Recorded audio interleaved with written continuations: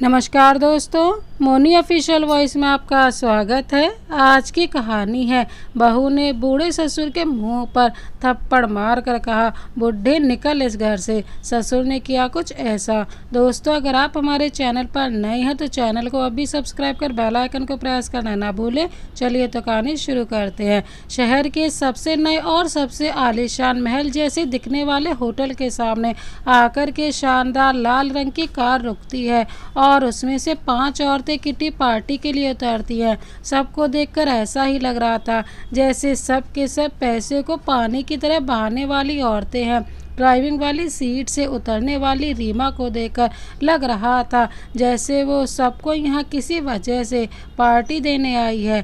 Car से उतरते ही उसने दरवान को इशारे से बुलाया और उसके मुंह पर चाबी मारते हुए बोली, गाड़ी को सही से पार्किंग में लगाना। अगर एक भी खरोंच आ गई तो तुम्हारी नौकरी के साथ साथ तुम्हारा जीना भी हराम कर दूंगी।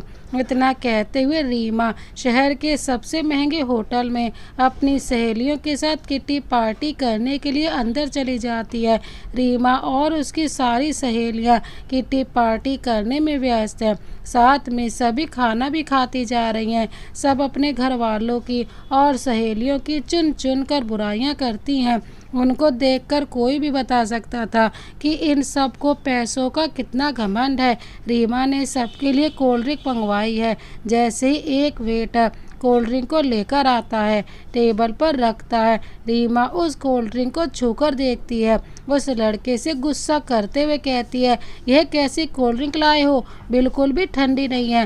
ठंडी कोल्ड ड्रिंक लेकर के आओ, नहीं तो मैं पैसे पे नहीं करूँगी। वह लड़का कहता है, मैडम, आज सुबह से ही पूरे शहर की लाइट नहीं है, जिसकी वजह से होटल के फ्रिज नहीं चल पा रहे हैं। इससे ज़्यादा ठंडी कोल्ड ड्रिंक तो हमारे होटल में नहीं मिलेगी। आज आपको इसी से ही काम चलाना पड़ेगा। रीमा वेटर पर भड़कते हुए खड़े होकर तमतमाते हुए कहती है, तुम्हारी इतनी हिम्मत, मुझसे जुबान चला रहे हो? तुम अपने इस होटल के मालिक को बुलाओ, अब मैं उनसे ही बात करूंगी। तुम जैसे छोटे मोटे वेटरों के मुंह नहीं लगती मैं। आज तो तुम्हें नौकरी से निकलवा के ही रहूंगी। तुम्हें भी तो पता चले कि तुमने आखिर किससे पंगा लिया है। रीमा की तेज तेज आवाज़ को सुनकर आसपास बैठे हुए सभी लोग उसकी तरफ देखने लगते हैं कि आखिरकार हुआ क्या है। स्टाफ के और भी लड़के उधर आकर इकट्ठा हो जाते हैं और पहले वाले वेटर की तरफ से माफ़ी मांगते हुए कहते हैं कि मैडम, उससे गलती हो गई है, आप माफ़ कर दो। हम आपके लिए आज की कोल्ड ड्रिंक फ्री कर देंगे। बेचारा गरीब लड़का है, आप मालिक से शिकायत करेंगी तो उसकी नौकरी चली जाएगी। उसकी नौकरी बख्श दो। मैडम बहुत ही भला इंसान है। अभी उसको इस होटल में काम करते हुए 1 महीना ही हुआ है। उससे गलती हो गई है, माफ़ कर दो। लड़की लगभग चिल्लाते हुए बोलती है, यह माफ़ करने वाली बात नहीं है। देखा नहीं किस तरह से मुझसे जवान चला रहा था। इसकी इतनी हिम्मत कि अपने कस्टमर के साथ जवान चलाए। इसे मैं कतई बर्दाश्त नहीं कर सकती हूँ। तुम अभी के अभी होटल के मालिक को बुलाओ। स्टाफ का ही एक लड़का अपने मालिक को बुलाने के लिए अंदर गया। उसे पता चला कि आज होटल के मालिक तो अपने किसी काम से बाहर गए हुए हैं। लड़का मैनेजर को सारी बात बता देता है। लड़का मैनेजर के सामने सारी बात बताता है। मैनेजर रीमा के पास आता है। रीमा के पास आकर के मैनेजर कहता है, मैडम जी माफ़ करिए, आज हमारे रेस्टोरेंट में ठंडी कोल्ड ड्रिंक नहीं है क्योंकि पूरे शहर की लाइट कट रही है। कल बहुत तेज़ चक्रवात आया था जिसकी वजह से जगह जगह बिजली के तार टूट गए हैं, जिसकी वजह से लाइट नहीं आ रही है। आपको तो इस बारे में पता होगा ही। आप मुझे इसी शहर की लगती हैं। मैं यह कुछ भी नहीं जानती हूँ। मैंने ठंडी कोल्ड ड्रिंक के पैसे पे किए हैं तो मुझे बस ठंडी कोल्ड ड्रिंक ही चाहिए। इससे ज़्यादा मुझे किसी की कोई बकवास नहीं सुननी है। आप सभी यहाँ से दफ़ा हो जाओ। रीमा अपनी बात पर अड़ जाती है, साथ ही साथ कहती है कि तुम्हें मेरी आज की किटी पार्टी का खाना फ्री करना पड़ेगा, वरना मैं अभी पूरे होटल में हंगामा मचा दूंगी। तुम्हारा बहुत नुकसान हो जाएगा, समझे। मैनेजर अपने वेटर से कहता है, मैडम जी को खाने के लिए जो भी चाहिए मंगा दो, और जल्दी से होटल से रफा दफा करने का इशारा करता है और मैडम के लिए दूसरा खाना लेकर आओ। मैनेजर के बहुत समझाने के बाद जैसे तैसे रीमा शांत होती है और उसकी सहेलियां भी रीमा को शांत होने के लिए कहती हैं कि अब तुम क्यों अपने दिल को जला रही हो, यहीं जल भुनकर खत्म होना है क्या। मैनेजर ने कहा है कि वह दूसरा खाना तुम्हारे लिए भेज रहा है, अब शांत हो जाओ। मुझे पता है कि तुझे बहुत ही साफ सुथरा खाना पसंद है, जरा सा भी प्लेट में कुछ गड़बड़ होता है तो तुझे पसंद नहीं आता है। तभी रीमा की दूसरी सहेली कहती है, हाँ क्यों ना हो, आखिरकार रीमा इतने बड़े बाप की बेटी जो है, उसके पापा इस शहर के सबसे बड़े बिजनेसमैन हैं, पैसे की कोई कमी नहीं है, तभी तो रीमा ने इतने बड़े होटल में किटी पार्टी दी है। आज उसकी ही किटी पार्टी थी। अपनी सहेलियों की मुंह से अपनी तारीफ सुन कर के रीमा फूल ही नहीं समा रही थी। अपनी हील की सैंडल को कटकटाते हुए वापस से कुर्सी पर आकर बैठ गई। अपने चेहरे पर पड़ी हुई बालों की लटों को अपनी उंगलियों से घुमाते हुए बोली, देखा पूरे स्टाफ की बोलती बंद कर दी है, मेरे सामने मुंह चला रहा था। आज इसकी किस्मत अच्छी है कि इसका मालिक इधर नहीं है, अगर मालिक होता तो मैं आज ही इस वेटर को नौकरी से निकलवा देती, इसका जीना हराम कर देती। जानता नहीं है कौन हूँ मैं, रीमा हूँ रीमा। होटल स्टाफ के सभी लड़के रीमा की तरफ घूर घूर कर देख रहे हैं और सोच रहे हैं कि जल्दी से यह मैडम जी हमारे होटल से निकल जाएं। पता नहीं कैसे कैसे लोग हमारे होटल में आ जाते हैं, जिनके पास पैसा तो खूब होता है लेकिन तमीज़ नाम की चीज़ नहीं होती है। रीमा अपनी किटी पार्टी को करके अपनी सहेलियों में अपनी धौंस जमा के होटल से बाहर निकल ही रही होती है कि तभी एक लंबी सी चमचमाती हुई कार होटल के बाहर रुकती है। रीमा उस नई कार को देखते ही रह जाती है, क्योंकि वह कार अभी अभी मार्केट में लॉन्च हुई है और रीमा उस कार को खरीदने का 2 महीने से सोच रही है। कार को देखकर रीमा उसके पास पहुंचकर उसे देखने लगती है। तभी कार के अंदर से एक व्यक्ति निकलता है जिसकी उम्र 65 के करीब होगी। जैसे ही वह कार से बाहर निकलता है, उस व्यक्ति को देखकर रीमा चौंक जाती है। उसके पैरों के नीचे से जमीन निकल गई। अरे, इतनी महंगी कार से कोई और नहीं, रीमा के ससुर दीपेश चौहान जी निकले हैं। अपने ससुर जी को इतनी बड़ी कार से निकलते हुए देख कर के रीमा की आंखें फटी की फटी रह गई। दीपेश चौहान ने कॉटन का बहुत ही शानदार सफ़ेद कलर का कुर्ता पजामा पहना है, उस पर काले रंग की जैकेट पहनी है, आंखों पर बड़ा सा नज़र का चश्मा लगा है, हाथों में घुमावदार छड़ी है। देखने से तो किसी सेठ से कम नहीं लग रहे हैं। उनको देख कर के उसके मुंह से एक शब्द भी न निकला। दीपेश चौहान जी रीमा को देख कर के कुछ नहीं कहते हैं, वह आगे होटल की तरफ बढ़ जाते हैं। क्या हुआ रीमा, तुम तो ऐसे देख रही हो जैसे कोई भूत देख लिया हो। रीमा की सहेलियों ने पीछे से रीमा को झकझोरते हुए कहा। आज सच में रीमा को ऐसे ही लग रहा है जैसे उसने किसी भूत को देख लिया हो। वह अपनी आंखों को मलती है और दोबारा से दीपेश चौहान को देखती है। क्या सच में यह वही मरियल सा बुड्ढा है जिसको उसने साल भर पहले अपने घर से धक्के मार कर बाहर निकाल दिया था, जो कमरे में पूरे दिन लेटे लेटे खांसता रहता था। साल भर पहले तो ऐसा लगता था कि यह आज नहीं कल मर जाएगा, लेकिन यह इतना बड़ा आदमी कैसे बन गया, इसके पास इतना पैसा कैसे आया, इतनी बड़ी कार कैसे खरीद ली इसने। रीमा के दिमाग में ना जाने कितने सवाल कौंध रहे थे और वह अपने ससुर दीपेश चौहान से उन सवालों के जवाब पूछना तो चाहती थी, लेकिन उसकी हिम्मत नहीं हो रही थी। अपने ससुर जी से किसी भी सवाल कौशल को पूछने की। पीछे से रीमा की एक सहेली उसका हाथ पकड़कर खींचते हुए कहती है, चल रीमा, अब घर भी चलना है। क्या होटल के बाहर ही खड़ी रहेगी? देख कितना समय हो गया है, घर जाने में लेट हो रही है। और पता नहीं उस बुढ़े को इतना घूर घूर कर क्या देख रही है। क्या तू उस बुढ़े को जानती है? रीमा कहती है, नहीं नहीं, मैं उसको क्यों जानने लगी, मैं तो बस इस कार को देख रही थी। रीमा अपनी सहेलियों के साथ अपनी कार में आई थी, जो कि दीपेश चौहान की कार के बगल में ही खड़ी थी। आज रीमा को अपनी कार बहुत छोटी महसूस हो रही थी। जैसे तैसे कार को स्टार्ट करके वह घर चली गई, लेकिन रात में उसे नींद नहीं आई कि जिस इंसान को उसने होटल के बाहर देखा था, क्या वह सच में उसके ससुर दीपेश चौहान ही हैं। हूबहू उसके ससुर की तरह थे। लेकिन दूसरी तरफ उसका मन कह रहा था कि नहीं नहीं, वह बुढ़ा इतना बड़ा आदमी कैसे बन सकता है। उसको तो मैंने घर से मरी सी हालत में निकाला था, वह तो घर से निकलते ही मरा गया होगा। ज़रूर यह कोई उसका हम शक्ल होगा जिससे मुझे धोखा हुआ है। किसी तरह से वह अपने मन को समझाने की कोशिश करती है। उधर जैसे दीपेश चौहान जी अपने होटल में प्रवेश करते हैं, होटल का मैनेजर उन्हें सारी बातें बता देता है। साथ में स्टाफ के उतरे हुए चेहरे को देख कर के दीपेश जी समझ जाते हैं कि जरूर उनकी बहू ने इन सब से कुछ कहा है, तभी इन सब के चेहरे इतने उतरे हुए हैं। और वह सब तो इसलिए भी डर रहे थे कि कहीं होटल का मालिक उन्हें नौकरी से ना निकाल दे। लेकिन दीपेश चौहान तो अपनी बहू की हरकतों से बहुत अच्छी तरह से वाकिफ़ थे।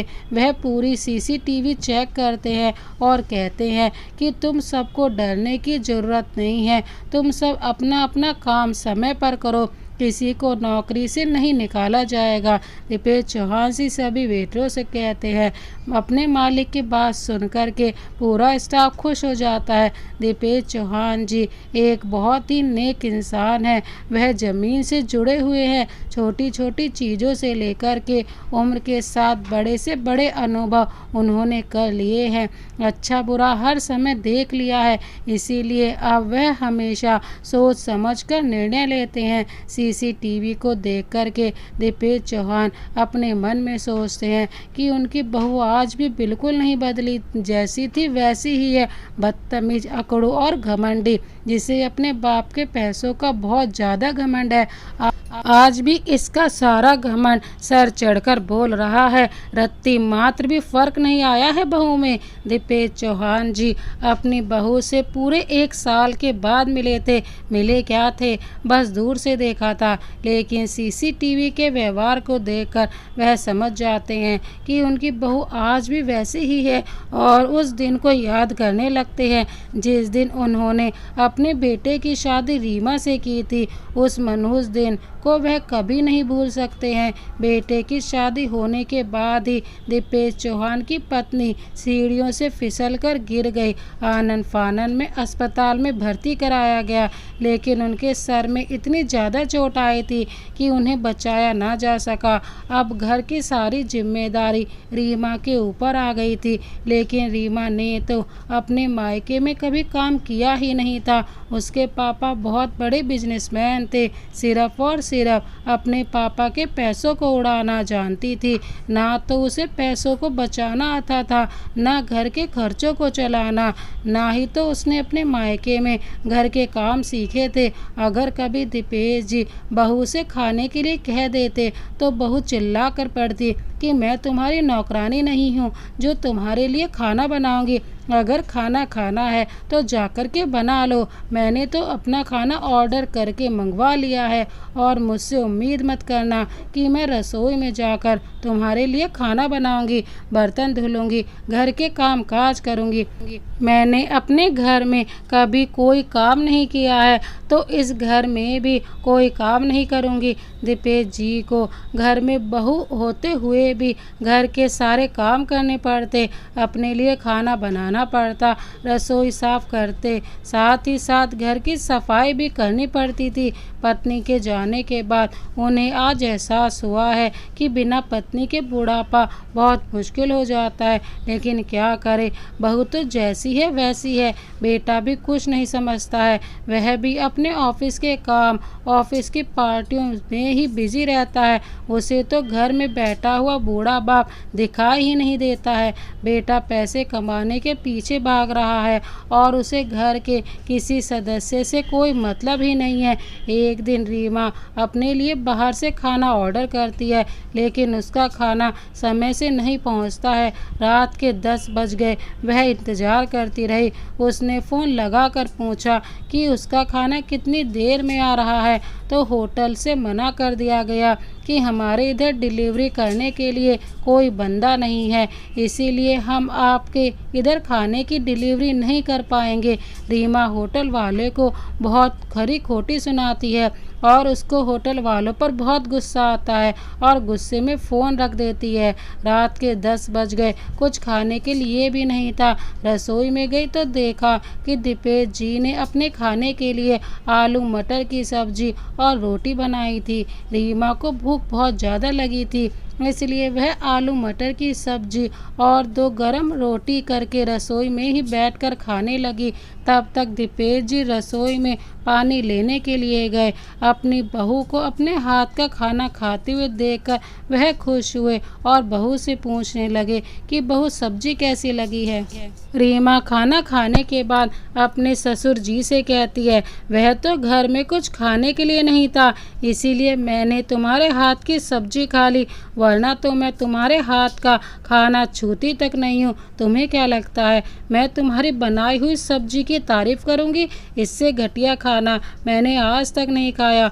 वो तो आज भूख बहुत ज़्यादा लगी थी तो इस जहर को खाना पड़ गया मुझे। इतना कहते हुए रीमा अपने ससुर की तरफ थाली फेंकती है जो उनके हाथ पर जाकर लगती है। नहीं बहू, मैं तो सिर्फ पूछ रहा था, क्योंकि मेरे आलू मटर की सब्जी की सभी तारीफ करते हैं तो शायद तुम्हें भी पसंद आई होगी। सब्जी तो वास्तव में बहुत अच्छी बनी थी, लेकिन रीमा उसकी तारीफ नहीं करना चाह रही थी। कहती है, तुम्हें क्या लगता है एक आलू मटर की सब्जी बनाने से तुम क्या एक अच्छे कुक या रेस्टोरेंट के मालिक बन जाओगे? अरे एक वेटर तक बनने की औकात नहीं है तुम्हारी। मैंने तो बड़े बड़े होटल का खाना खाया है, तुम्हारी सब्जी तो उसके आगे कुछ भी नहीं लगती है। बहू की बात सुनकर दीपेश जी को बहुत बुरा लगता है और दीपेश जी की आंखें आंसुओं से भीग जाती हैं। एक तो मेरे हाथ का खाना खाया, तारीफ करने की जगह मुझे मेरी औकात दिखा रही है। पता नहीं इसने अपने घर में क्या सीखा है, जरा सी भी बड़ों की इज्जत करनी नहीं आती। कुछ दिनों बाद दीपेश जी की तबीयत खराब हो गई। तबीयत खराब होने की वजह से वह ना ही तो खाना बना पा रहे थे और ना ही कुछ खा पा रहे थे। बेटा भी अपने ऑफिस के काम से 6 महीने के लिए बाहर गया हुआ था। बहू तो पहले भी अपने ससुर की कोई देखभाल नहीं करती थी। आज जब वह बीमार पड़ गए तो उन्हें खाने के लाले हो गए। बीमारी की हालत में उन्होंने कई बार बहू से हाथ जोड़कर कहा कि बहू मेरे लिए कुछ खाने को बना दो, बहुत दिनों से खाया नहीं है। रसोई में खड़े होकर कुछ बनाया भी नहीं जा रहा, बहुत कमजोरी महसूस हो रही है। लेकिन रीमा तो अपने ही घमंड में चूर थी। उसे अपने बूढ़े ससुर पर बिल्कुल भी दया नहीं आती थी, ना ही उसे रिश्तों की कदर थी कि आखिर वह हमारे ससुर जी हैं, बुजुर्ग हैं तो थोड़ा बहुत हमें उनका ख्याल रखना चाहिए। लेकिन उसने यह कुछ भी नहीं सीखा था। एक दिन बहू ने फिर से अपने खाने के लिए कुछ ऑर्डर किया। रीमा अपने कमरे में थी तो उसने सुन नहीं पाया। उस ऑर्डर को दीपेश जी ने ले लिया। दीपेश जी ने कल से कुछ नहीं खाया था, इसलिए उन्हें भूख बहुत तेज़ लगी थी। कुछ खाने का था, भूख भी बहुत तेज़ लगी थी, इसीलिए उसमें से कुछ खाना दीपेश जी ने खा लिया। जब बहू ने देखा तो उसका गुस्सा 7वें आसमान सामान पर चढ़ गया और रीमा ने अपने हाथ में लगा मोबाइल लगभग फेंक कर दीपेश जी के चेहरे की तरफ फेंक कर मारा। दीपेश जी बाल बाल बच गए, वरना उनके चेहरे पर घाव लग जाता। तुमने मेरा खाना खाया तो खाया कैसे, वह भी मेरे बिना परमिशन के? तुम्हारी हिम्मत कैसे हुई मेरा खाना खाने की? तुम्हें पता है मैं अपना खाना इस शहर के सबसे बड़े होटल से मंगवाती हूँ। तुम क्या जानो उसका स्वाद? तुम्हारी हैसियत तो सड़क किनारे लगे ढाबे पर खाने की है। रीमा ने आओ देखा ना ताओ अपने ससुर जी को घर से धक्के मार कर निकाल दिया। बुढ़ा जब तक घर पर रहेगा तब तक मुझे परेशान करता रहेगा, मेरी चीज़ों को खाता पीता रहेगा। अब मैं इसको अपने घर से बाहर निकाल दूंगी, अपने आप ही सारी समस्या घर से बाहर चली जाएंगी। अपने ससुर का हाथ पकड़कर रीमा घर के बाहर निकाल देती है और कहती है, अब तुम्हें जहाँ जाना है जाओ, मैं तुम्हें इस घर में नहीं रख सकती हूँ। पहले तो घर के काम धाम भी करते थे, इसीलिए मैं कुछ नहीं कहती थी, लेकिन अब तो कोई काम भी नहीं करते हो। मैंने अपने घर में काम के लिए काम वाली लगा ली है, तुम्हारी कोई ज़रूरत नहीं है, निकल जाओ इस घर से। बुढ़े ने दिमाग खराब करके रख दिया है। और हाँ, आज के बाद अपनी शक्ल मत दिखाना बेटा, मैं बुढ़ापे पर अपने घर को छोड़कर कहाँ जाऊँगा मुझे नहीं पता, तुम्हें जहाँ जाना है जाओ, पर अब मैं तुम्हें अपने घर में नहीं रखूँगी। इतना कहकर रीमा दरवाज़ा बंद कर लेती है। घर के बाहर खड़े हुए दीपेश जी उदास होकर के नीम के पेड़ के नीचे बैठ गए। बहुत देर तक सोचते विचार कर रहे कि इस तरह से अपमान सहकर बहू के साथ रहना भी अब सही नहीं है। अब मुझसे यह अपमान बर्दाश्त नहीं होता है। वह उधर से उठ करके एक अनजान रास्ते पर चल पड़ते हैं। अपनी जेब में हाथ डालते हैं तो देखते हैं 500 रुपये पड़े हैं। बाजार से 10-20 का कुछ खरीद कर वह खा लेते हैं, बाकी पैसे वापस से अपनी जेब में रख लेते हैं। कुछ दिनों तक वह ऐसे ही भटकते रहते हैं। 10 रुपये 20 रुपये का कुछ लेकर खा लेते, सड़क के किनारे किसी बेंच पर लेट कर सो जाते हैं। एक दिन वह बाजार से गुजर रहे थे तो एक लॉटरी वाला लॉटरी बेच रहा था। दीपेश जी का मन हुआ कि क्यों न लॉटरी का एक टिकट वह खरीद ले, क्या पता बुढ़ापे पर किस्मत चमक जाए। एक बार किस्मत को आजमाने में क्या बुराई है, और नहीं कुछ होगा तो कौन सा 100 रुपये में अपनी ज़िंदगी काट लूँगा। इसीलिए वह 100 रुपये का लॉटरी का एक टिकट खरीद लेते हैं और संभाल कर अपने पास रख लेते हैं। कुछ समय तक दीपेश जी मंदिर की सीढ़ियों के पास बैठकर किसी तरह अपना गुजारा करते हैं। महीने बाद लॉटरी का नंबर निकलता है। अपनी लॉटरी की टिकट को लेकर दीपेश जी भी उधर गए। वहां पहुंचकर दीपेश जी को पता चला कि दीपेश जी के पूरे 5 करोड़ की लॉटरी निकली है। दीपेश जी की तो खुशी का ठिकाना ही ना रहा। सारी कानूनी प्रक्रिया होने के बाद दीपेश जी को उनकी लॉटरी की धनराशि प्रदान की जाती है। सबसे पहले तो दीपेश जी अपना इलाज करवाते हैं, क्योंकि बहुत दिनों से ठीक से ना खाने की वजह से और बीमारी की वजह से वह कमज़ोर हो गए थे। अच्छी तरह से ठीक होने के बाद वह सोचते हैं कि इतने सारे पैसों को कहां पर इन्वेस्ट किया जाए, कहीं ऐसी जगह लगाया जाए जिससे उनके पैसे दिन दूने रात चौगुने बढ़े। यही सोच करके और बहुत सारे लोगों से सलाह मशवरा करने के बाद उन्होंने अपना एक रेस्टोरेंट खोला, वह भी सड़क के किनारे। बहुत बड़ा रेस्टोरेंट खोलने के बाद तो दीपेश जी की किस्मत ही चमक गई। पूरे शहर में इतना अच्छा रेस्टोरेंट नहीं था। अब तो शहर के सभी लोग उस रेस्टोरेंट में किटी पार्टी करने, खाना खाने, एनिवर्सरी सेलिब्रेट करने के लिए आने लगे। सारे छोटे मोटे फंक्शन सेलिब्रेट करने के लिए सारी व्यवस्था थी उस रेस्टोरेंट में। पूरे शहर में दीपेश जी के रेस्टोरेंट की चर्चा होने लगी, सब उसकी तारीफ करने लगे। रीमा ने भी उसकी तारीफ सुनी। रीमा तो पहले से ही बड़े बड़े होटल, रेस्टोरेंट और अच्छे खाने की शौकीन थी। उसे तो महंगे रेस्टोरेंट में जाना, दिखावा करना बहुत पसंद था। इसीलिए वह भी अपनी सारी किटी पार्टियों को और कोई भी छोटा मोटा फंक्शन इसी रेस्टोरेंट में सेलिब्रेट करने के लिए आने लगी। एक दिन रीमा अपने पापा का बर्थडे सेलिब्रेट करने के लिए इस रेस्टोरेंट में आई। रेस्टोरेंट के बाहर उसने आज भी वही कार खड़ी हुई देखी तो वह समझ गई कि यह कार उसी व्यक्ति की है जो कि उसके ससुर जी से मिलता जुलता है, लेकिन वह मेरे ससुर जी की शक्ल का हूबहू हो सकता है। आज ज़रूर उससे मिलकर मैं बात कर लूँगी कि आखिर वह है कौन। अपने पापा का बर्थडे सेलिब्रेट करने के बाद रीमा की नज़रें उस कार वाले व्यक्ति को ढूंढ रही हैं। वह चारों तरफ नज़र फैलाकर देख रही है कि कहीं पर वह व्यक्ति दिख जाए। तभी उसकी नज़र होटल के मालिक की कुर्सी पर पड़ती है जिस पर वही व्यक्ति बैठा है। रीमा के होश उड़ जाते हैं। वह लगभग भागकर उस व्यक्ति के पास जाती है और पूछती है, तुम कौन हो? पास में खड़े मैनेजर से पूछती है, यह व्यक्ति कौन है और इधर मालिक की कुर्सी पर क्यों बैठा हुआ है? मैनेजर कहता है, मैडम यह हमारे इस होटल के मालिक हैं, दीपेश चौहान जी। दीपेश चौहान का नाम सुनकर रीमा के होश उड़ गए। क्या यह इस होटल के मालिक हैं? यह कैसे हो सकता है? बुड्ढे के पास इतने सारे पैसे कहाँ से आए?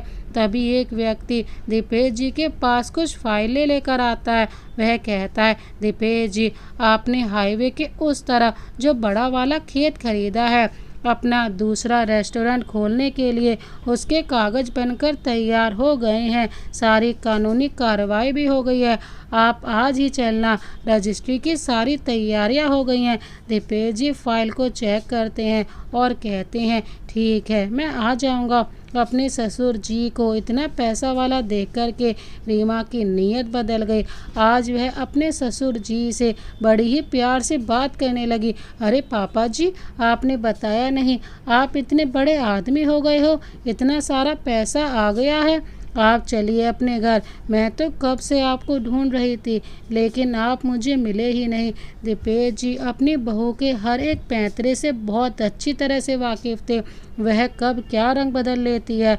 पास में खड़े हुए एक वेटर से कहते हैं, मैडम जी ने खाना खा लिया हो तो इनका बिल इनको पकड़ा दीजिए। मैं इनको नहीं जानता हूँ कि यह कौन है और तुम्हें पता है कि मैं किसी भी अरे गहरे से बात नहीं करता हूँ, तो यह हमारे कैबिन में अंदर तक कैसे आ गई हैं? यह हमारे होटल की कस्टमर है, इनको बाहर तक ही रखिए, अंदर आने की इजाज़त नहीं है। आगे से याद रखना, मेरे बिना इजाज़त के मेरे कैबिन में कोई भी ना आए। रीमा की सबके सामने ऐसी बेइज्जती हुई कि वह अब उधर खड़ी न रह सकी जिसको वह पापा जी कह रही थी। उन्होंने तो उसे पहचानने से साफ साफ इनकार कर दिया और कहा कि इसको मैं नहीं जानता हूँ, यह हमारे होटल की मात्र कस्टमर है। चलिए मैडम, आपका बिल आपकी टेबल पर पहुंचा दिया गया है। एक वेटर ने रीमा से कहा। रीमा का चेहरा देखने लायक था, एकदम से बुझी हुई लालटेन की तरह हो गया था। हाँ चल रही हूँ, मुझे ज़्यादा बताने की ज़रूरत नहीं है। जुझलाती हुई अपनी टेबल के पास आ गई और चुपचाप से अपना बिल देकर होटल से निकल गई। तो दोस्तों, समय का कुछ नहीं पता होता, कब क्या करवट ले ले, बुढ़ापे पर क्या रंग दिखा दे। और कभी भी किसी को अपने पैसों का घमंड तो बिल्कुल भी नहीं करना चाहिए। आज रीमा ने अपने पैसों का इतना घमंड दिखाया था, लेकिन अपने ससुर जी के पास 10 गुना ज़्यादा पैसा देख करके उसका सारा घमंड उतर गया और आज उसे अपने किए पर पछतावा हो रहा है। समय कभी भी बदल सकता है। इंसान को बस अच्छे कर्म करते हुए अपनी ही सेवा के साथ जीवन शांति से व्यतीत करना चाहिए।